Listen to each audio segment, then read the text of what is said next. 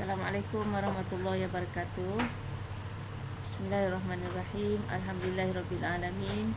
Wassalatu wassalamu ala asyrafil mursalin wa ala alihi wa sahbihi ajma'in.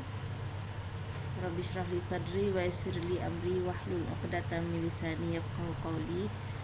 Ikhwan dan akhwat, muslimin dan muslimat yang setia mengikuti kuliah online melalui saluran Ikram UKE. Alhamdulillah, kita panjatkan syukur kehadrat Allah Subhanahu Wa Taala kerana dengan izinnya dapat sekali lagi kita bersama-sama pada petang ini. InsyaAllah jika diizinkan, kita akan sambung ayat yang ke-30 dan 31. Dan ayat ke-30 agak jarang diperkatakan, tetapi ayat yang ke-31 inilah yang sering diberikan penekanan.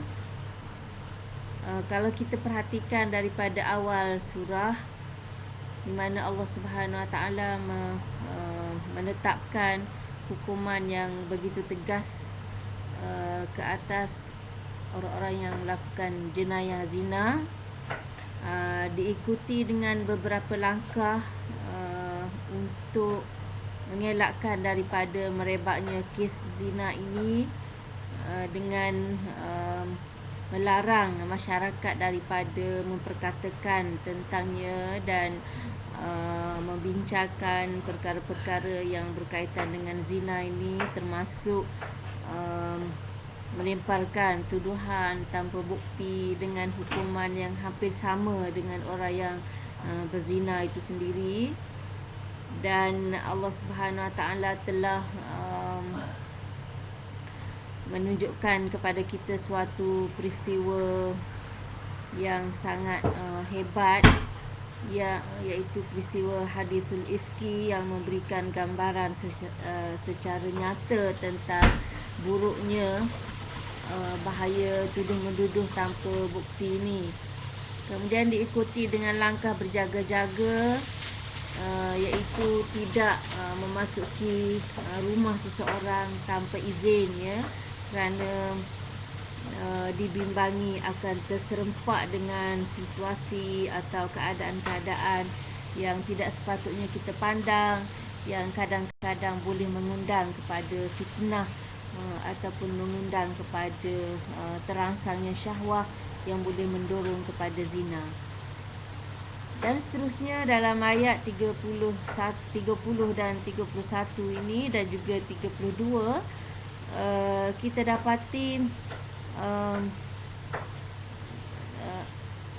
langkah yang agak ketara dalam mengelakkan ataupun dalam mengawal masalah zina ini, ialah langkah supaya masing-masing menjaga pandangan dan menutup aurat. Kita perhatikan ayat yang ke-30. Allah Subhanahu Wa Taala berfirman, auzubillahi minasyaitonir rajim, qul lil mu'minin yaghuddu min absarihim wa yahfazu furujahum dzalika azka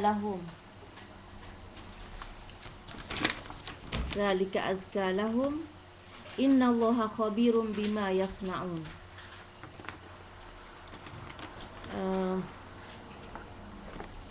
Allah berfirman qul. Qul ini ditujukan kepada Nabi Muhammad sallallahu alaihi wasallam. Wahai Muhammad, katakan kepada orang-orang yang beriman, katakan hendaklah mereka yaghuddu min absarihim.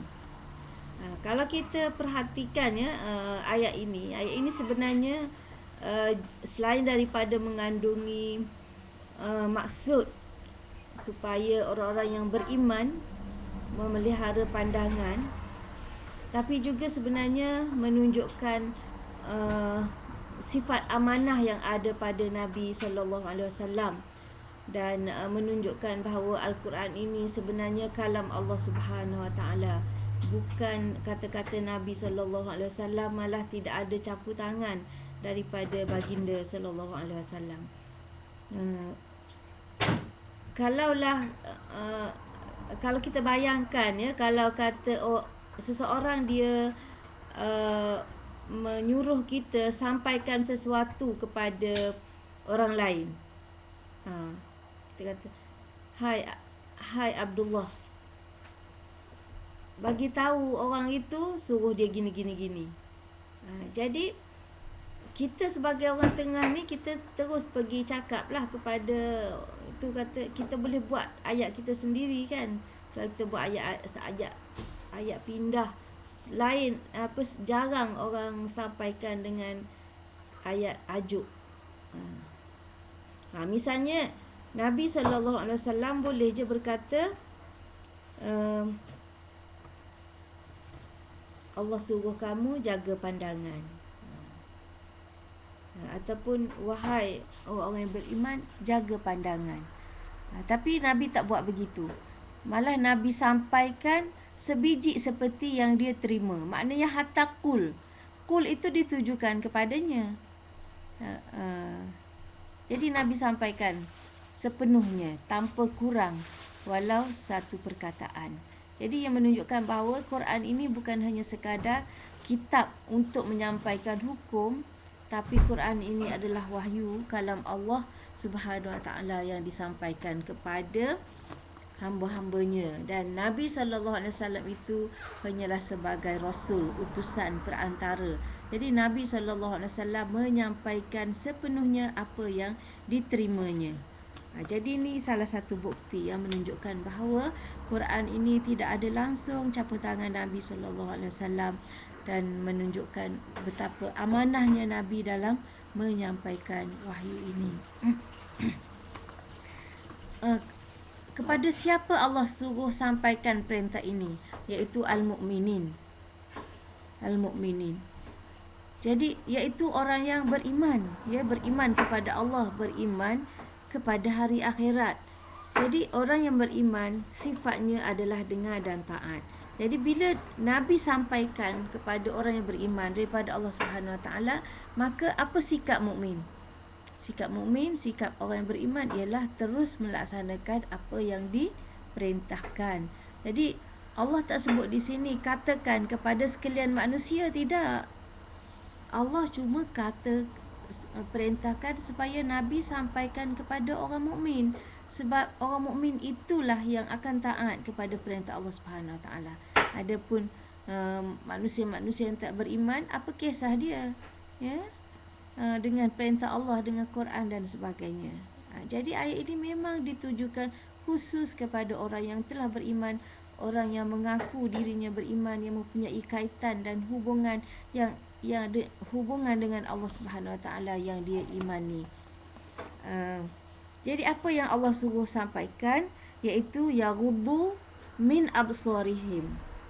Yaghuddu masdar dia al-ghad, ya. Yaghuddu ni makna je, kalau terjemah harfiah dia, yaghuddu maknanya mengurangkan. Jadi mengurangkan macam mana tu? Mengurangkan daripada pandangan mereka. Nak kurang macam mana? Maknanya pejam sebelah tengok dengan sebelah ke? Jadi yaghuddu di sini boleh membawa maksud membataskan pandangan. Maksudnya mata kita ni bila kita buka, kita pandang apa saja ada depan kita, boleh nampak.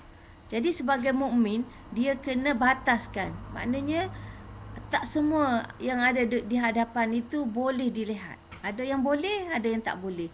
Jadi dia kena jaga pandangan dia daripada melihat apa yang tak boleh dia lihat. Itu maksud dia. Itu maksud yaghuddu. Bukan suruh pejam ataupun bukan suruh tutup sebelah mata.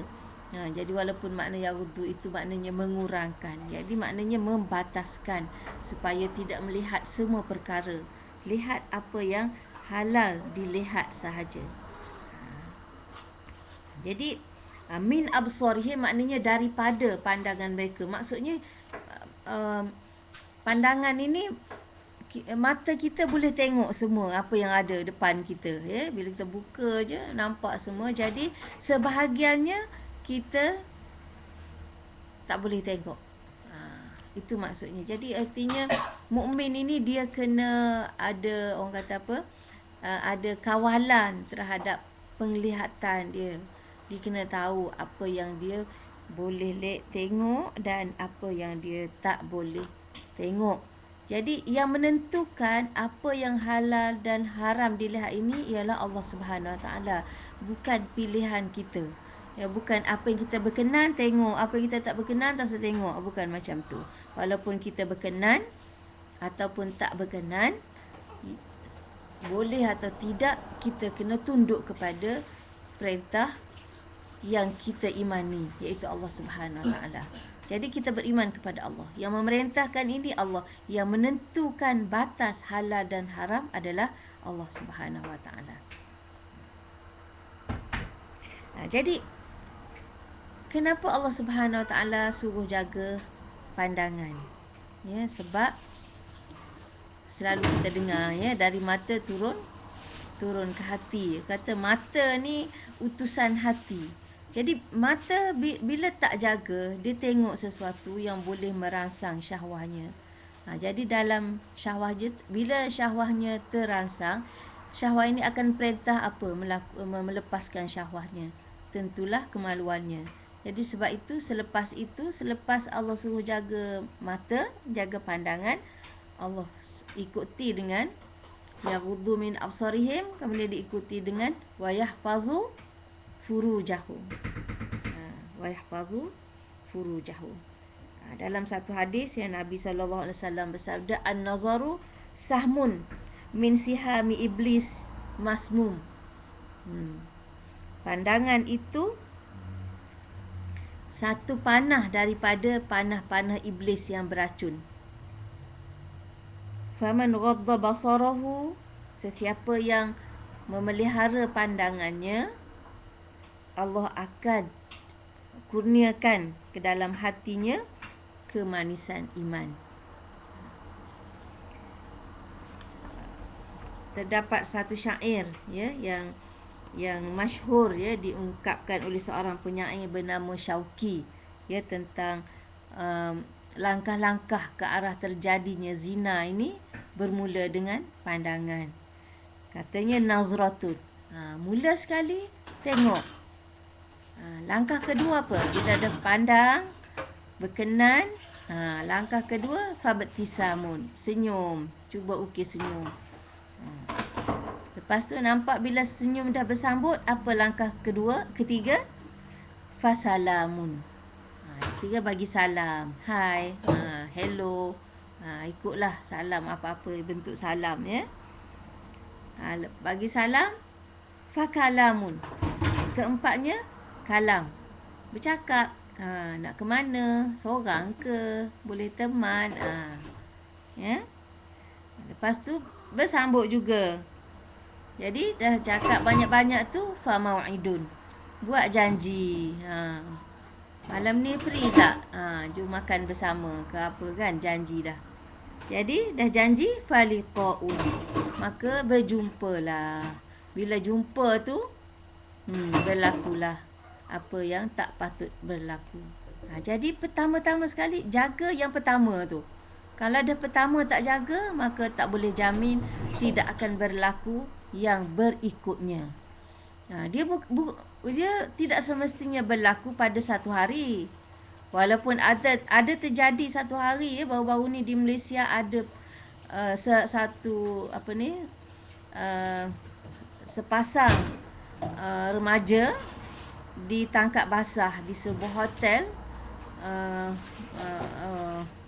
dalam keadaan tak berpakaian. Bila disoal siasat, rupanya baru jumpa petang tu dan baru berkenalan, terus boleh bawa tidur dah. Jadi tak mustahil, ya, sebab syaitan itu mengalir dalam darah kita, dalam diri kita bersama dengan aliran darah kita. Jadi Allah Subhanahu Wa Taala yang maha mengetahui ciptaan makhluknya, apa yang terkandung dalam hati kita, dalam diri kita, maka Allah mengajar kita supaya berjaga-jaga daripada langkah awal. Ya, jaga apa? Jaga pandangan. Jadi ayat perintah kepada lelaki supaya jaga pandangan ini jarang dibaca berbanding dengan ayat ke-31 yang suruh wanita tutup aurat ni. Kan? Jadi kalau ikhwan dan akhwat nak baca tentang bahaya pandangan ini, Ana ada tulis satu artikel ya dalam malaysiaharmony.com. Tajuk dia panah iblis ke apa, lebih kurang macam tu. Ya, ataupun panah beracun ke panah iblis. Boleh tengok, boleh cari dekat malaysiaharmony.com. Memang ada kajian yang dibuat di sebuah universiti tentang kesan pada minda lelaki yang melihat wanita yang berpakaian tak menutup aurat. Memang mengganggu konsentrasi mereka dalam pembelajaran sebenarnya.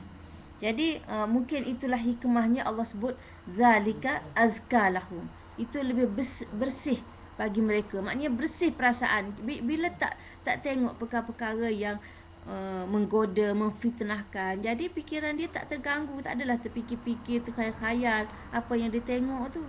Dan apabila setiap orang memelihara kebersihan dirinya, maka insya-Allah masyarakat juga akan bersih, akan selamat daripada gejala-gejala yang membawa kerosakan. Wallahu Innallaha khabirun bima yasna'un. Memang tepat sekali ya penutup ayat ini. Innallaha khabirun. Sesungguhnya Allah Subhanahu Wa Taala Maha mengetahui dengan sebenar-benarnya apa yang kamu lakukan. Sama ada yang dilakukan oleh anggota lahir kita, yang dilakukan oleh anggota dalaman kita, hati kita, perasaan kita, fikiran kita, semuanya diketahui secara meluas dan meliputi oleh Allah Subhanahu Wa Taala, kerana dialah yang mencipta segala-galanya yang ada dalam diri kita dan apa yang ada di sekitar kita. Ala ya'lamu man khalaqa wa huwal latiful khabir. Ya, tidakkah yang mencipta itu mengetahui, sedangkan dia maha luas pengetahuannya dan maha halus. Jadi itu ayat pertama yang ditujukan kepada para mukminin. Jadi bukan saja mukminin yang diperintahkan supaya menjaga pandangan, begitu juga para mukminah. Jadi ayat yang ke-31 ini ditujukan pula kepada para mukminah. Perintahnya sama dengan apa yang diperintahkan kepada para mukmin, tetapi ada tambahan sedikit. Tambahannya, waqul lil mu'minat, katakan kepada wanita-wanita yang beriman. Bukan kepada semua wanita yang beriman. Kerana yang beriman dia akan mematuhi. Kalau dia tak patuh, jadi maknanya kena periksa lah betul ke dia ni beriman, kan? Jadi waqul lil mu'minat, katakan kepada wanita-wanita yang beriman. Jadi apa yang Allah suruh Nabi sampaikan, yaghdudna min absarihinna, pun sama dengan apa yang diperintahkan kepada lelaki, supaya memelihara, membataskan pandangan mereka, wa yahfazna furujahunna, dan memelihara alat kemaluan mereka, ya, supaya tidak mata mereka tidak melihat perkara yang haram, dan kemaluan mereka tidak dibuka, tidak didedahkan, tidak diserahkan kepada yang haram. Dan tambahan yang tidak diperintahkan kepada kaum lelaki ialah wala yubdina zinatahunna. Jadi maknanya di sini Allah Subhanahu Wa Taala Maha mengetahui bahawa zinah ini, perhiasan ini, dia khusus kepada perempuan. Sebab biasanya lelaki ni dia kurang berhias. Yang minat berhias di kalangan laki-laki itu yang cenderung hala ke perempuan lah. Jadi biasanya zina ini kurang di kalangan kaum lelaki. Jadi zina ini adalah fitrah semula jadi wanita. Jadi sebab itu Allah Subhanahu Wa Taala pun Maha bijaksana dalam ayatnya. Allah Subhanahu Wa Taala tidak tidak berkata jangan berhias. Tapi Allah Subhanahu Wa Taala sebut wala yubdina zinatahunna. Jangan lahirkan, jangan dedahkan, jangan jangan keluarkan, ya la yubdina maknanya dedahkan, keluarkan, lahirkan zinatahunna, perhiasan mereka. Illa ma zahara minha, kecuali yang zahir, yang tak boleh nak elak dah tu. Jadi apa maksud perhiasan dan apa maksud yang zahir ini? Terdapat berbagai-bagai pandangan ya tentang maksud perhiasan ini. Secara kesimpulannya boleh kita katakan perhiasan ini ada yang semula jadi, ada yang tambahan. Maksud semula jadi ni wajah ataupun wanita itu sendiri memang dah asalnya cantik. Dianggap sebagai satu perhiasan. Tapi ada yang tambahan-tambahan pula. Mata Allah dah jadikan memang dah cantik, tapi ditambah lagi supaya nampak lebih cantik dengan celak-celaknya. Bibir itu memang sempurna, cantik dah. Tapi kebanyakan orang suka tampal-tampal lagi warna-warni supaya kelihatan lebih cantik. Jadi ada orang yang memang matanya tu walaupun tak letak celak pun memang macam dah pakai celak. Itu perhiasan semula jadi tu. Ya. Mazhara minha ni apa dia? Ya, mazhara minha ini ada pendapat yang mengatakan mazhara minha ni ialah pakaian itu. Pakaian itu juga satu daripada sebahagian daripada perhiasan. Jadi pakaian itu di luar badan kita. Macam mana nak tutup? Tak boleh nak tutup dah lah sebab dia pakaian. Jadi itulah maksud yang zahir. Ada juga pandangan mengatakan bahawa maksud mazhara minha ini ialah wajah, muka. Dan pandangan yang masyhurnya ialah muka dan dua tangan, ya, dua tangan sampai pergelangan ni. Itu pandangan yang masyhur berdasarkan kepada hadis yang diriwayatkan oleh Aisyah radhiyallahu anha, daripada Aisyah diriwayatkan oleh Abu Daud, iaitu Rasulullah sallallahu alaihi wasallam menegur Asma, ya, yang datang ke rumah Rasulullah dengan berpakaian agak nipis. Maka Rasulullah sallallahu alaihi wasallam memalingkan mukanya sambil berkata, wahai Asma, seorang perempuan itu apabila sudah baligh, maka tidak halal untuk dia memperlihatkan kecuali ya Rasulullah tunjuk muka dan ni, ya. Dan berdasarkan kepada anggota-anggota ini tidak ditutup ketika ibadah, umpamanya ketika umrah, ya, muka tidak ditutup, dan begitu juga tangan ini tidak boleh ditutup. Jadi kecenderungan majoriti ulamanya mengatakan bahawa mazhara minha ini adalah muka dan tangan. Jadi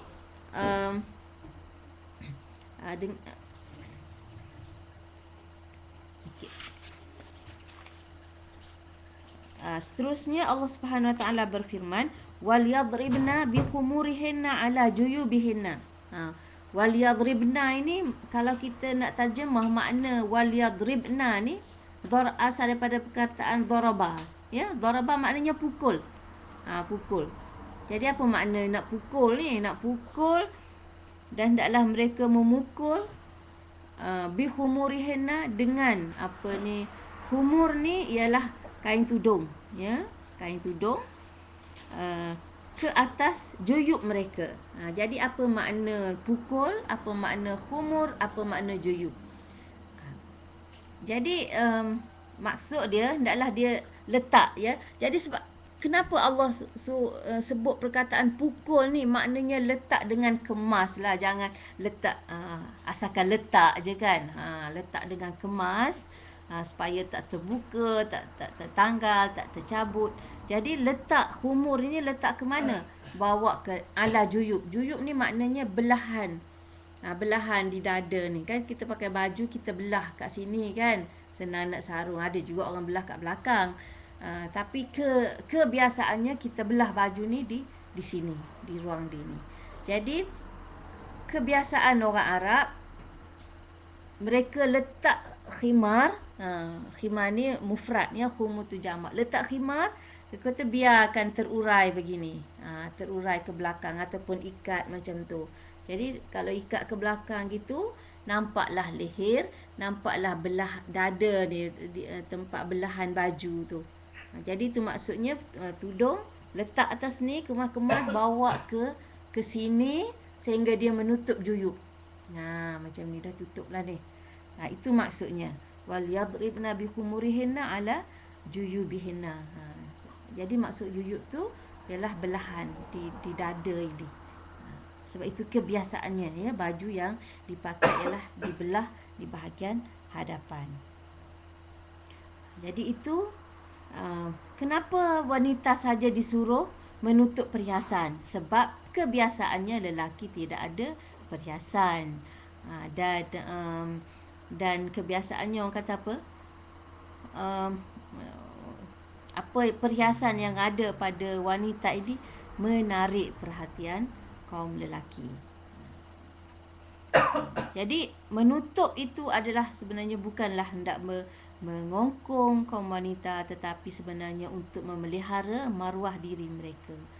Jadi keindahan yang ada pada wanita itu bukanlah keindahan pada mendedahkan apa yang ada pada diri mereka, tapi keindahan menutup dengan mematuhi apa yang diperintahkan oleh Allah Subhanahu Wa Taala yang mereka imani. Itulah keindahan yang hakiki, insya-Allah. Kemudian Allah Subhanahu Wa Taala mendatangkan pengecualian. Maknanya perhiasan ini bukanlah sepanjang masa wajib ditutup. Jadi bukanlah wanita ini tidak boleh dilihat oleh semua orang. Jadi Allah Subhanahu Wa Taala mendatangkan pengecualian yang mana wanita boleh membuka perhiasannya. Jadi yang disebut yang paling pertama ialah wala yubdina zinatahunna illa li bu'ulatihinna. Bu'ulah ni maknanya suami. Jadi jangan mereka buka perhiasan mereka yang selain daripada yang zahir tadi, iaitu yang dalam ni ya, misalnya subang ya, rantai leher, apa lagi yang dalam-dalam tu selalu orang pakai, itulah kan, subang, rantai, kalung, gelang kaki. Kalau cincin tu termasuk yang dah zahir ya, sebab tangan ni zahir, jadi apa yang ada kat tangan ini seperti cincin, inai, itu kira termasuk yang zahir. Jadi yang selain pada tu yang boleh dilihat, yang boleh melihat perhiasan-perhiasannya ialah suami. Dan kemudian siapa lagi? Ayah ya. Ayah mertua, anak-anak tiri ya, anak suami, adik-beradik, anak-anak saudara, sama ada anak saudara sebelah, adik-beradik lelaki, atau anak saudara sebelah, adik-beradik perempuan, ataupun nisaihinna, wanita-wanita mereka. Jadi wanita mereka ini kalau kita tengok di dalam tafsir, boleh kita katakan jumhur ya berpendapat bahawa maksud wanita-wanita mereka ini adalah wanita-wanita muslimat ya. Ada beberapa dalil-dalil sokongan lah yang menunjukkan bahawa wanita yang tidak beriman tidak boleh tidak boleh melihat ya aurat dan perhiasan wanita Islam. Umpamanya dalam semasa pemerintahan Sayyidina Umar Al-Khattab ya, Sayyidina Umar mendapat tahu bahawa wanita-wanita Islam masuk ke dalam hammam. Hammam ni bilik mandi awam ya, bilik mandi awam bersama dengan wanita-wanita zimmi. Wanita zimmi tadi dia pada orang Yahudi Nasrani. Jadi Umar perintahkan kepada Abu Ubaidah supaya menghalang ya wanita-wanita Islam daripada memasuki hammam awam itu bersama-sama dengan wanita-wanita zimmiyah. Dan berdasarkan hadis ya, kerana perhiasan kita tubuh pada wanita ini adalah suatu kehormatan. Jadi dalam satu hadis Nabi sallallahu alaihi wasallam bersabda, janganlah seseorang perempuan itu melihat perempuan lain kemudian dia menyifatkan perempuan itu di hadapan suaminya seolah-olah suaminya melihatnya. Jadi seorang perempuan dia melihat perempuan lain, kemudian dia balik cerita kepada suami dia tentang perempuan yang dia lihat itu seolah-olah suami dia melihat sendiri perempuan tu. Jadi itu dilarang oleh Rasulullah sallallahu alaihi wasallam. Jadi wanita yang beriman, dengan iman mereka dia tidak akan melakukan perbuatan yang sebegitu. Tetapi wanita-wanita yang tidak beriman, kita tak boleh jamin mereka tidak menceritakan tentang aurat kita ya kepada orang lain. Jadi apa yang kita nak tutup tak ada makna ya kalau kita dedahkan kepada orang yang tidak beriman yang kita tidak boleh percayai. Jadi sebab itu kalau Maududi dia lebih ketat lagi, hatta muslimah yang kita tak muslimah yang tak jaga aurat dia pun dia tak jaga mulut dia daripada menceritakan aurat mukminah yang tutup aurat ni ya. Pernah berlaku macam di IPT ya, masa dulu-dululah ketika mula-mula pakai tudung tu, di mana orang pakai tudung tak ramai ya, ke asrama duduk sekali ya, yang pakai tudung dengan tak pakai tudung. Jadi yang pakai tudung ni masuk kelas, yang tak pakai tudung ni dia cerita dekat kawan-kawan lelaki dia, rambut si fulan tu yang bertudung tu kerinting lah, pendek lah, panjang lah, dia duduk bercerita dekat kawan-kawan lelaki dia. Jadi itu satu dalil sokongan lah bagi pendapat Al-Maududi ni. Dia kata muslimah-muslimah yang tak tutup aurat pun yang kita tak boleh percayai, sepatutnya kita jangan dedahkan aurat kita di hadapannya.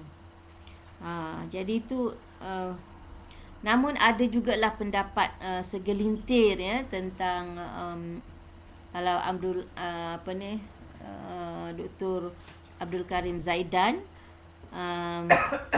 beliau mentarjih pandangan mengatakan Nisa'i Hinna ini tidak semestinya wanita Islam saja di mana boleh ya, tak pakai tudung di hadapan wanita bukan Islam. Yang ini pun ada masukkan perbahasan ini dalam blog Zadut Taqwa ya, bolehlah baca lebih lanjut kalau nak. Seterusnya orang yang boleh melihat perhiasan ni, siapa lagi?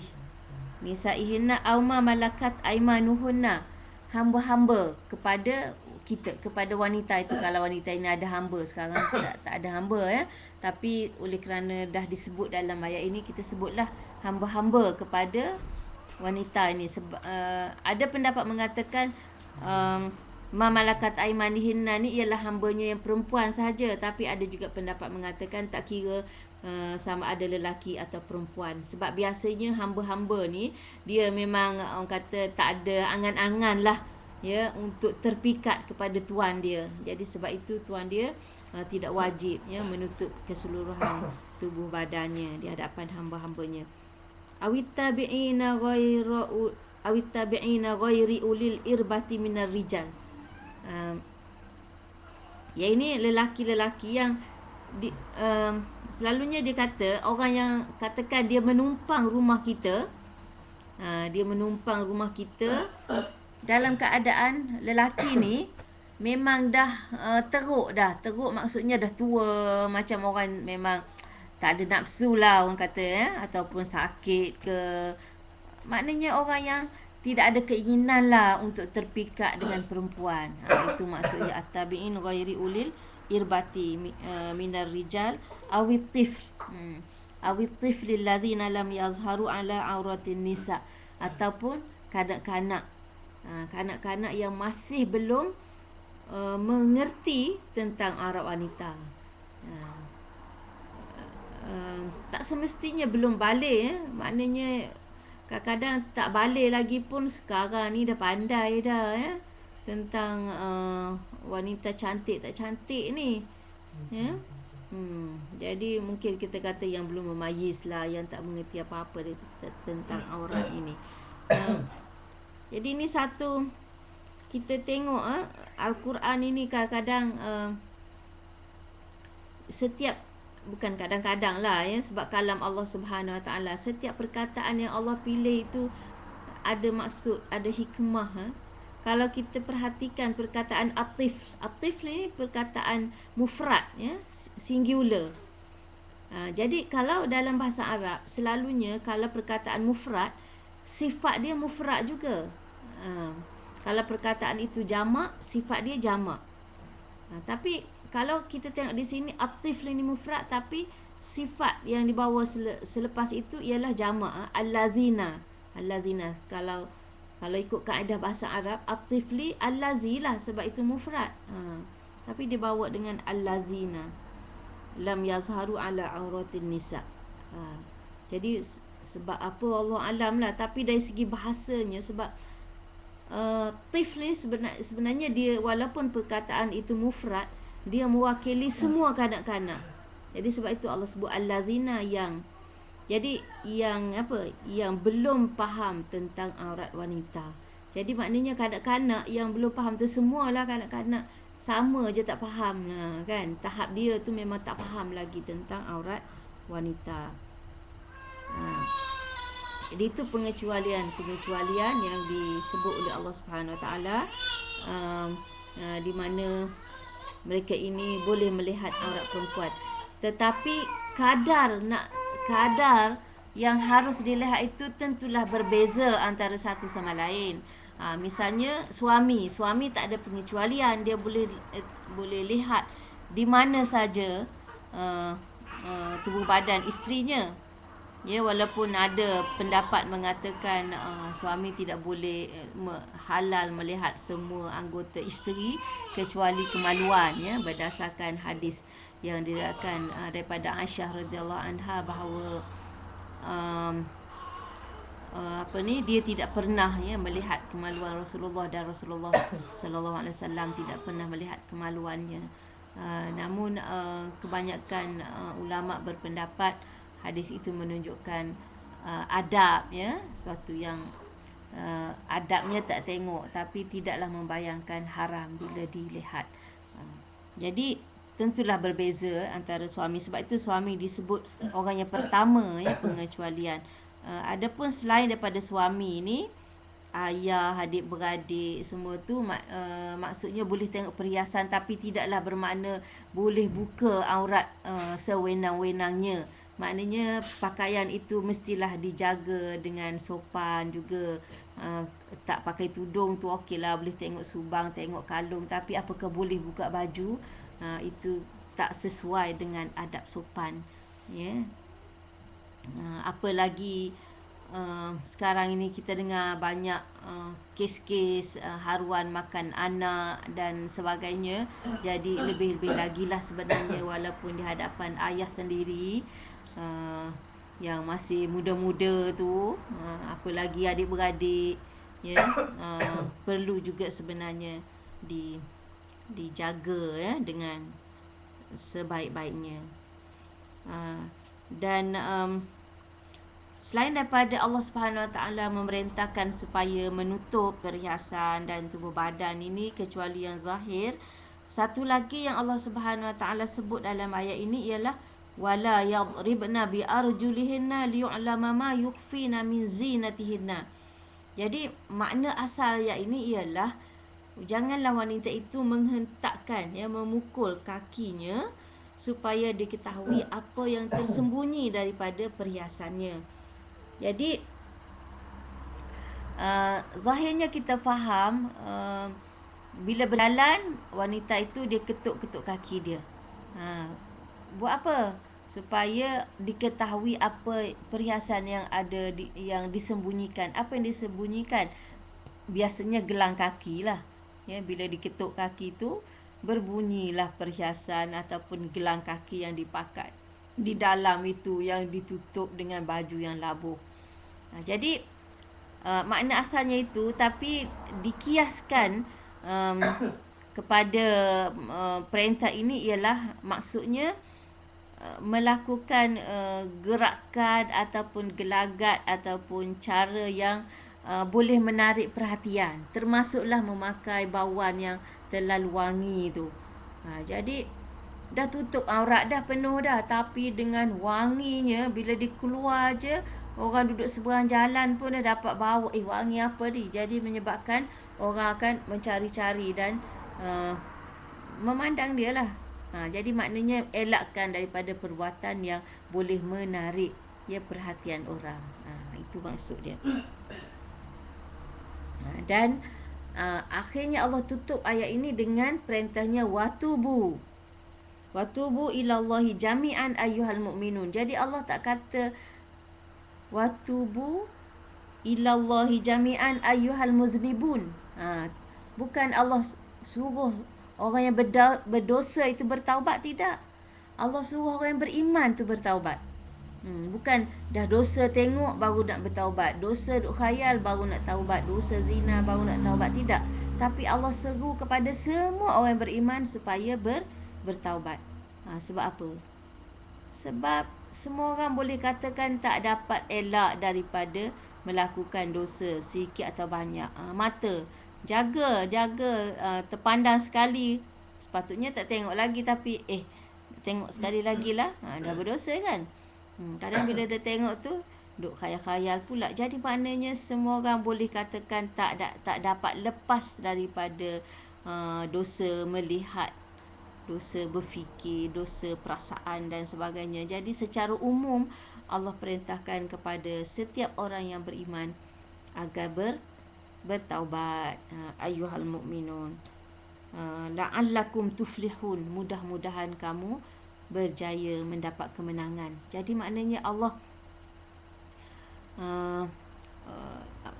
kaitkan kejayaan itu dengan bertaubat. Jadi kalau tak bertaubat itu tidak selamat daripada kemungkinan terjerumus ke dalam perkara-perkara yang dilarang oleh Allah Subhanahu Wa Taala.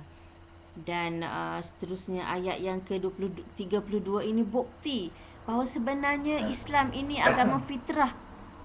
Islam meletakkan sebarang langkah berjaga-jaga ini sebenarnya untuk mengelakkan zina. Bukan Islam mengharamkan hubungan seks. Bukan Islam mengharamkan hubungan antara lelaki dan perempuan. Oleh kerana Allah mengharamkan zina dan meletakkan pelbagai langkah berjaga-jaga supaya tidak terjerumus ke dalam zina, maka Allah Subhanahu Wa Taala menggalakkan perkahwinan. Sebab kalau dah zina tak boleh, nafsu syahwat ni nak lepas ke mana? Jadi ada caranya. Jadi Allah Subhanahu Wa Taala memang telah menjadikan manusia ini, lelaki dan perempuan, cenderung antara satu sama lain sesuai dengan status mereka di muka bumi ini untuk menjadi khalifah yang melahirkan generasi zuriat dari satu generasi ke satu generasi. Kalau mereka tak ada syahwah, bagaimana mereka nak menunaikan amanah sebagai khalifah ni? Bagaimana nak melahirkan zuriat ya? Bagaimana nak meneruskan kewujudan manusia di muka bumi ini? Jadi dengan adanya zuriat, mereka dengan adanya syahwah, mereka mempunyai kecenderungan terhadap satu sama lain. Jadi bagaimana nak melepaskan syahwat ini? Di mana syahwat itu adalah jalan untuk melahirkan zuriat, memenuhi tuntutan sebagai khalifah di muka bumi ini. Dan khalifah Allah hendak manusia-manusia yang bersih, yang tidak bercampur aduk keturunannya, yang tidak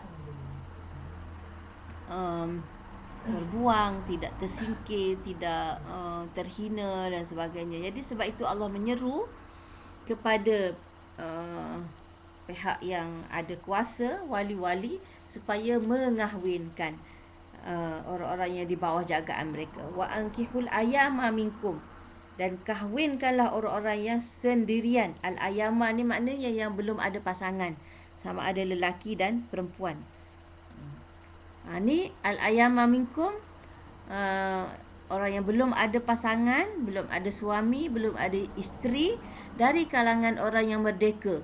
Dan tidak ketinggalan juga hamba-hamba, ya. Bukan saja yang orang merdeka yang yang layak kahwin, yang mesti diberi perhatian supaya berkahwin, malah hamba-hamba juga, sebab mereka adalah juga manusia. Wassalihina min ibadikum wa imaikum. Dan yang layak dari kalangan hamba-hambamu yang laki-laki dan hamba-hambamu yang perempuan. Jadi perintah ini ditujukan kepada pihak berkuasa. Maknanya kalau dalam satu keluarga, ayahlah wali. Kalau dalam masyarakat, siapa? Penghulu. Kalau dalam negara, ketua negara. Jadi apa maksudnya? Jadi perintah itu maknanya wajib. Tapi bukanlah bermakna kerajaan paksa orang tak kahwin, pergi kahwin. Bukan macam tu kan. Tapi maksudnya pihak yang berkuasa ini, para wali kerajaan, mesti menyediakan prasarana yang memudahkan rakyat untuk berkahwin. Jangan memayah-mayahkan. Kalau keluarga, anak nak kahwin, tak boleh nak minta hantaran 40,000, 50,000 dan sebagainya. Jadi tu memayah-mayahkan. Jadi dalam sistem Islam, maknanya setiap orang itu pada asalnya dia mempunyai kemampuan dan kelayakan, ada nafkah sendiri kan. Tapi kadang-kadang ada jugalah yang tak mampu. Jadi orang yang tak mampu ni sebenarnya mesti ditolong, ya, sebagaimana hadis Nabi SAW. Nabi kata apa? 3 orang yang layak ditolong, ya, 3 orang yang layak ditolong. Siapa?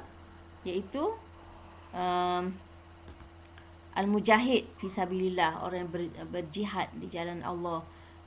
Lagi siapa? Yang keduanya hamba yang hendak memerdekakan diri, ya, yang tak cukup bayaran, ya, untuk menebus diri daripada perhambaan, dan orang yang hendak berkahwin untuk memelihara kesucian dirinya. Jadi di sini maknanya Islam apabila dia mengharamkan sesuatu, maka dia membuka jalan, ya, untuk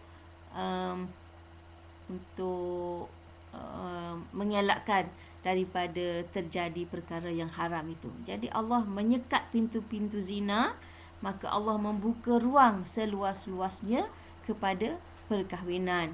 Jadi sehingga kalau seseorang itu tidak mampu, maka menjadi tanggungjawab pihak yang berkuasa untuk menyediakan kemudahan. Di zaman Umar Al-Khattab, umpamanya, kalau beliau melantik seseorang menjadi gubernur umpamanya, maka antara yang disediakan oleh Umar ialah kenderaan, dan kalau belum beristeri, maka Umar akan carikan isteri untuknya. Jadi itu kita tengok, ya, dalam bagaimana Umar, ya, tolong, ya, mendapatkan isteri. Sebab apa dia tak nak nanti gubernur dia ni stres ke kan, tertekan perasaan, fikir nak kahwin lah, tak ada isteri apa kan. Jadi dah ada isteri, insya-Allah hatinya lebih tenang kan. Ada orang di samping dia, boleh mencurah perasaan dan sebagainya lah. Jadi itu langkah yang telah di ajar kepada kita oleh Allah Subhanahu Wa Taala. Jadi adillah, ya, bila Allah Subhanahu Wa Taala mengharamkan seseorang daripada berzina, tidak bermakna Allah mahu mengekang nafsu hambanya, kerana Allah yang menciptakan nafsu itu dengan hikmah yang dia sendiri tahu. Jadi Allah Subhanahu Wa Taala mengajar, mensyariatkan, melorong kepada kita dengan cara yang terhormat, cara yang bersih, cara yang suci, sesuai dengan kedudukan kita yang telah dilantik sebagai khalifah di muka bumi ini. Jadi ikhwah dan akhwat, itu sajalah perkongsian sehingga ayat yang ke 32 ini. Dan insya-Allah ini kuliah online yang terakhir lah bagi Ana semasa ditakdirkan Allah bermusafir di bumi island ni. InsyaAllah esok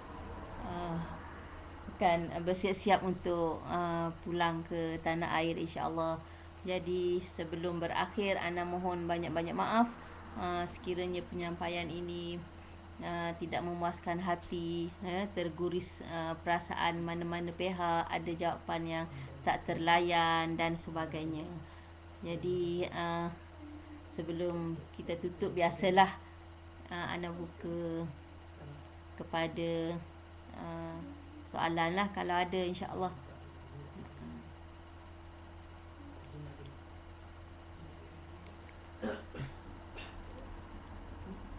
Okay, ada nak tanya?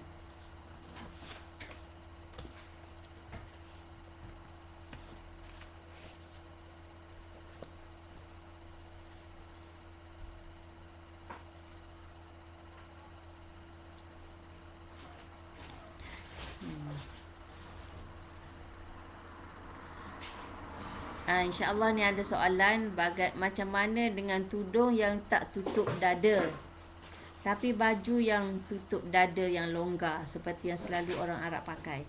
Jadi itulah sebab biasanya baju ni dadanya terbuka. Jadi sebab itu disuruh labuhkan tudung itu menutup juyuk tu. Kalau dia tak ada juyuk, dah tutup dah semua, jadi tak apalah tudung tak bawa ke depan pun. Jadi yang pentingnya Allah Subhanahu Wa Taala nak suruh kita tutup baju yang terbuka tu. Jadi kalau ada baju tu tertutup, ataupun katalah kita baju tu letak atas macam tu kan. Tak atas macam tu. Jadi tutuplah semua tu kan. Tak atas gitu. Tutuplah. Ada tudung dalam tu. Yang pentingnya tutup itu.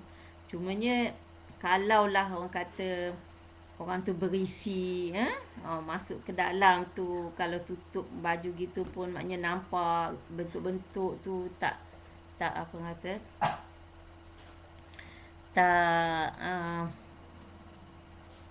tak sempurna lah ya. Seelok-eloknya biarlah baju ke dalam dan tudung kat luar ya. Okey, jadi dari segi pakai purdah ini okey ya. Jadi ulama jumhurnya hampir ijma' lah ya, hampir ijma' mengatakan bahawa muka dengan tangan ini bukan aurat. Bukan aurat. Tapi dari segi menutup, walaupun muka dan tangan ini bukan aurat, tapi apakah dia wajib ditutup atau tidak wajib ditutup? Itu sebenarnya ada khilaf. Kalau ikut mazhab Syafi'i, muka juga wajib ditutup tu. Dia ada khilaf lah sama ada wajib atau tidak pakai purdah ni. Ada yang mengatakan sebab dia bukan aurat tak wajiblah ditutup. Kalau ikut mazhab Maliki, dia yang wajib tutup muka ni perempuan yang cantik je. Yang cantik yang sangat menggoda lah. Kalau dia keluar tu nanti semua orang terpikat, macam siapa ya, Lady Diana ke apa ya. Jadi kalau ikut Imam Malik, dia kata wanita yang muda cantik wajib tutup, tapi yang dah tua, yang muka tak cantik tu tak wajib ditutup. Jadi maksudnya di sini dari segi menutup muka dengan furdah itu ada khilaf ya, ada wajib atau tak wajib. Tapi dari segi sama ada dia aurat atau tidak, itu boleh dikatakan hampir sepakatlah muka dan tangan ini bukan aurat. Kalau pakai kot baju sejuk yang tebal tu, kadang-kadang baju tu mengikut bentuk badan, jadi tak boleh lah kan Ustazah. Jadi dia syarat baju yang kita pakai ni dia tidak jarang, tidak nipis, tidak ketat. Tidak ketat nak macam sampai nampak bentuk. Itu tak boleh. Itu Nabi kata kasiyat ariyat. Maknanya mereka berpakaian tapi telanjang. Jadi maksudnya di situ pakaian yang dipakai itu nipis, nipis nampak kulit. Kan? Membayang tu, ataupun jarang, jarang pun nampak kulit juga. Dan satu lagi ketat sendat tu. Tapi kalau dah badan tu berisi sangat, pakai baju longgar macam mana pun nampak juga itu nak buat macam mana dah tak boleh elak kan. Tapi berusahalah untuk orang kata janganlah sampai nampak setiap lekuk dan apa lurah tu. Ha.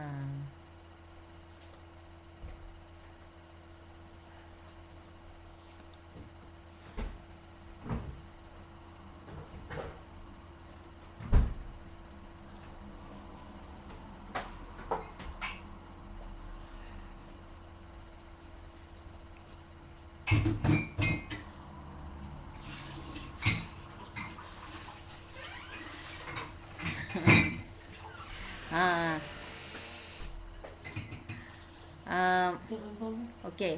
Kasut tu ialah tengoklah kita kalau dah sengaja pakai kasut macam tu nak suruh orang dengar, tengoklah macam mana kan. Tapi kalau Ana rasa elak lebih jauh, lebih baiklah elak daripada nanti kita baca ketung nanti semua orang menoleh pandang kita kan. Jadi kalau kita boleh elak daripada beli kasut yang macam tu, kita elakkanlah.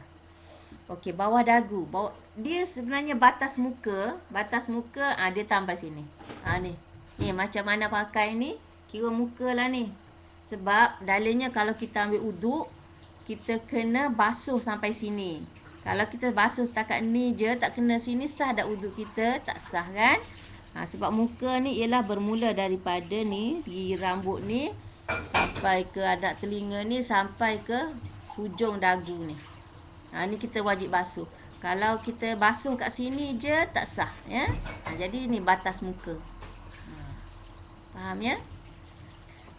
Saya dah tunjuk ni batas muka. Okey.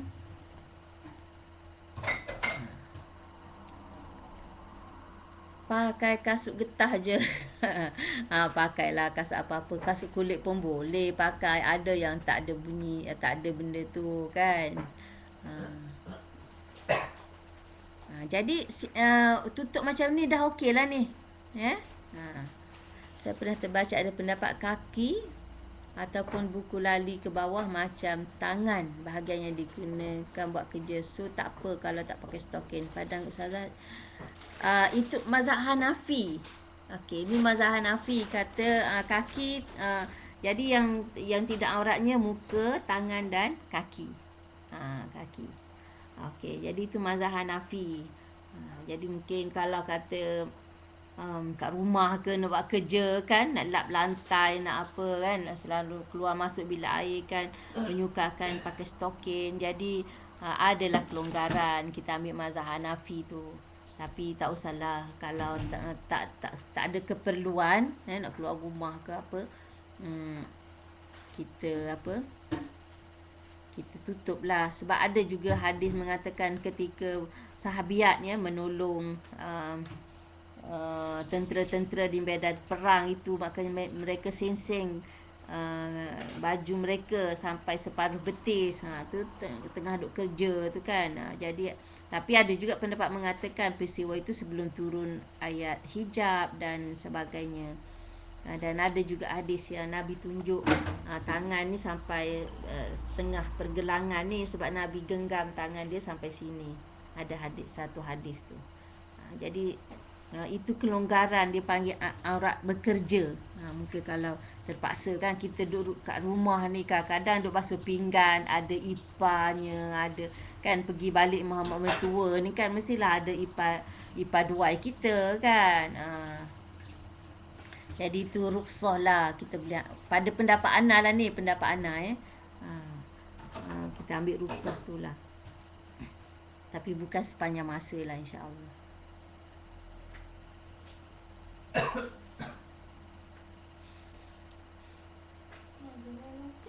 Kalau belakang tudung kena paras dada juga ke? Ini macam mana?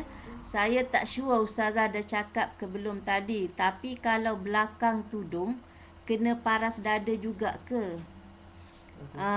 Belakang tudung mana pula ada dada ya? Oh, maknanya bulat daripada dada ni belakang itu. Tak semestinya. Kecuali kalau baju kita tu ketat lah kan, mungkin kena tutup dengan tudung. Sebab asalnya tu nak suruh tutup belahan ni.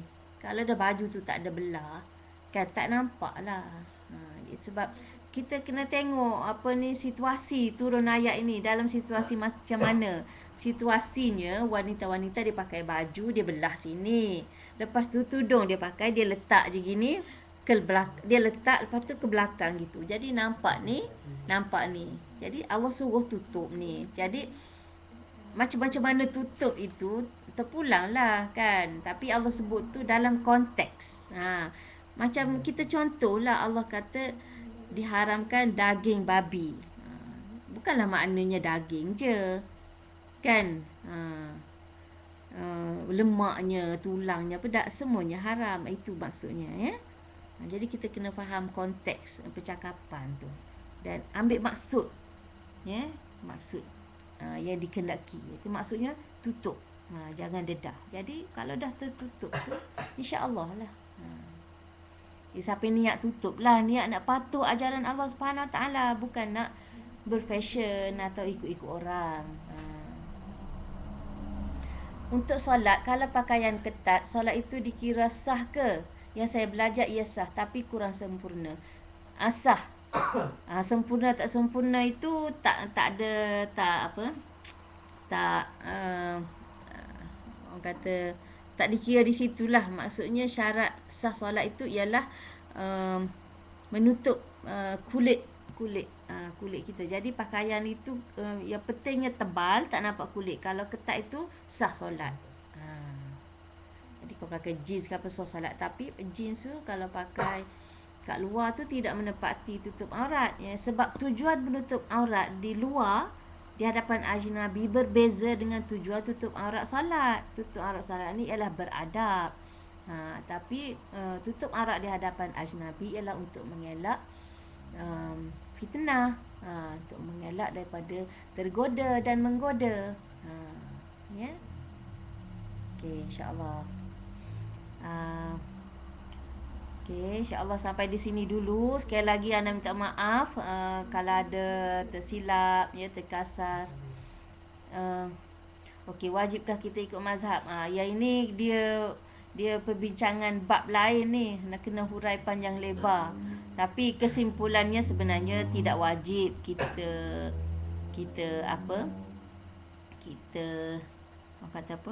jumuk dengan satu mazhab tertentu, tidak wajib. Tapi untuk selamat supaya kita ni tak merengah-ringankan dan memudah-mudahkan hukum. Jadi sebaik-baiknya di tahap awal ini kita belajar satu mazhab dululah. Tapi kalau kita nak tukar-tukar tu biarlah mendapat panduan ya daripada orang-orang yang boleh dipercayai lah.